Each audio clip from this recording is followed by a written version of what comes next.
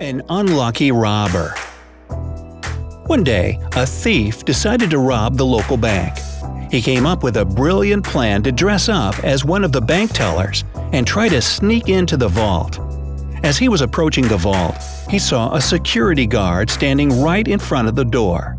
The robber hadn't anticipated this, so he hid and watched the guard carefully.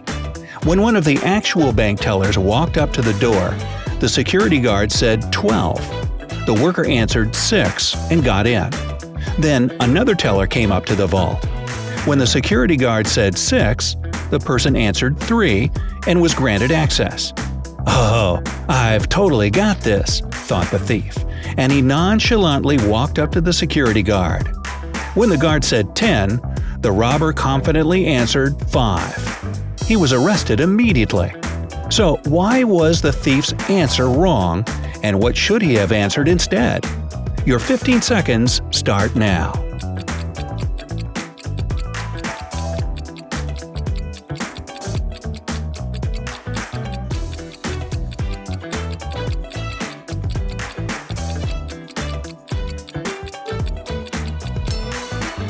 Any ideas? The correct response has to do with the number of the letters in the word.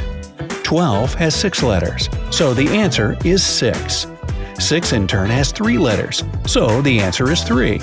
As for 10, well, you can see by now that the robber should have said 3. Looks like he wasn't as brilliant as he thought. Once again, crime doesn't pay. 2 companies. Imagine that you're a highly sought-after expert in your field, and 2 amazing companies have offered you a job. Sounds like a dream come true, doesn't it? Not so fast, because now you have to make a choice. Both companies are offering you a starting wage of $180,000 a year. However, if everything goes well, the first company is willing to give you a $20,000 raise every year. The second company will give you a $5,000 raise every 6 months. Which offer would you choose? You have 15 seconds to weigh your options.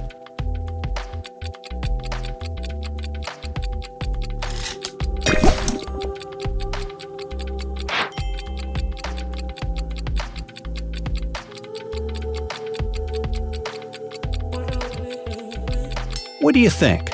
The first company is obviously better, right? Wrong. If you chose the second company, congrats. You definitely know how to rake in more cash. Let's break it down and see what you'd come out with after 3 years in each company. In the first company, you'd have $180,000 after the first year, then $200,000 in the second year, and $220,000 in the third year. Adding it all together makes $600,000 for 3 years. Now, for the second company, for the first 6 months, you'll get $90,000. Then you'll get $95,000 for the second half of the first year. The first half of year 2 will bring you $100,000 and the second half $105,000. Finally, you'll get paid $110,000 for the first half of the third year and $115,000 for the second half. Add it all together, and you've got $615,000. In this case, your out-of-the-box thinking has given you an extra $15,000 a year. Nice!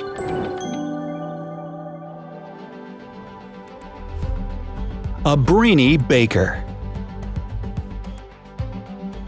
This story happened a long time ago, before we had modern conveniences like electricity and gadgets. A baker decided to make a cake for his daughter's birthday. According to the recipe, it should stay in the oven for exactly 15 minutes. But here's the catch. The baker's old clock broke, and he didn't have time to find a new one. His daughter would be home in just a half an hour, and he wanted to surprise her with her lovely homemade cake. The only thing he had was 2 hourglasses, one of which was for 7 minutes and the other was for 11 minutes. The baker was a very smart man and still managed to make one of the most delicious cakes ever. He even did it before his daughter got home. So, how did he pull that off?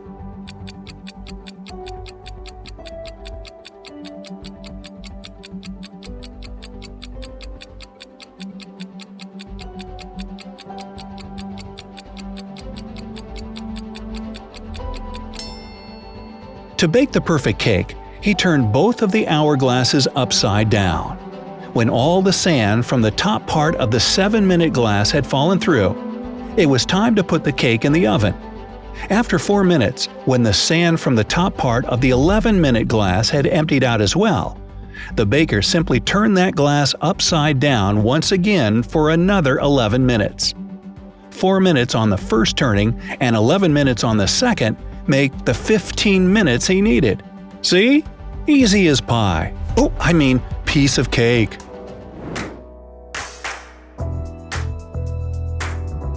A smooth criminal. On November 24, 1971, a man calling himself Dan Cooper bought a plane ticket in Seattle. Shortly after the 727 jet took off, Cooper showed the flight attendant his briefcase, claiming that there was a bomb inside and that he was hijacking the plane. After that, he demanded $200,000 and 4 parachutes, 2 primary ones and 2 reserves. When the plane landed in Seattle, the police had the parachutes and money brought to the hijacker. Once he got what he asked for, he let the passengers go and ordered the plane to take off again. A bit later, while the aircraft was in flight, Cooper parachuted out of it somewhere over the forests of Washington state.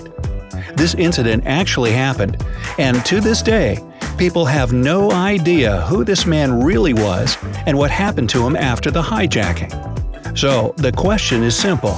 Why did Cooper ask for 2 primary parachutes and not just 1?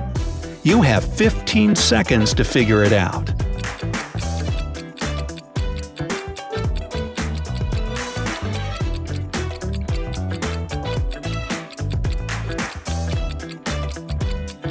You think you know the answer? It's actually not that hard. According to U.S. laws at that time, hijacking a plane was a crime punishable by death. Dan Cooper knew that there was a high probability that the police would give him a faulty parachute. He demanded 2 primary ones so that the police would think that he was going to take a hostage with him. And his plan worked. Of course, the police couldn't risk an innocent person's life, so they gave Cooper 2 perfectly functioning parachutes. Case closed? Well, not yet.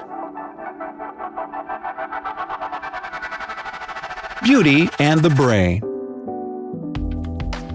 There once was a baron who had gone broke and lost all his fortune. The only thing he had was his 2 daughters, Elsa and Gerda. Elsa was drop-dead gorgeous, while Gerda was smart as a whip. Now, where did that expression come from, smart as a whip? Normally, whipping things or people is bad and not all that smart. However, I digress. Back to the story. The ruler of a nearby kingdom fell in love with beautiful Elsa and invited her to dinner in his palace. Elsa decided to bring her clever sister along. The ruler was old and ugly, and he knew that he had no chance of winning Elsa's heart. He also knew that Gerda really loved riddles and decided to risk everything by striking a deal with the sisters. The agreement went like this. The old man would tie back each of the sisters' hair with either a red or gold ribbon.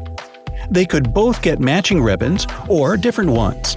The girls couldn't give any signals, hints, or phrases to help the other guess the color of their ribbon. They would dine in silence in a room with no mirrors. After dinner was over, he would ask each of the sisters what color ribbon was in her hair. If they both guessed correctly, they'd go home with all the gold and jewels they could carry. If one of them guessed correctly, the ruler would give the winning sister a pearl necklace. And finally, if neither of them guessed correctly, he would marry Elsa. Wow, this is so like Let's Make a Deal. Gerda talked it over with her sister, and they both agreed to play. Needless to say, Elsa was saved from such an unpleasant marriage. But how did Gerda find a way to win? Now it's your turn to do the guessing. You've got 15 seconds.